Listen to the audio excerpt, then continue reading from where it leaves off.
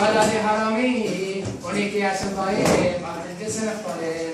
Benim adım Esed, soyadım Hacmuren, 14 yaşındayım, 6. sınıftayım. Benim adım Abdurrahman, soyadı İdris, 13 yaşındayım, 6. sınıftayım. Annem, babam, kardeşim, hepim çok severim. Her birlikte yaşarız, birlikte paylaşırız, birlikte paylaşırız. Bir kedim var benim, her birlikte yaşarız, birlikte paylaşırız, birlikte paylaşırız. Anne, babam, kardeşim, evim çok severim. Her birlikte yaşarız, birlikte paylaşırız. Bir gidim var bana, her birlikte yaşarız, birlikte paylaşırız.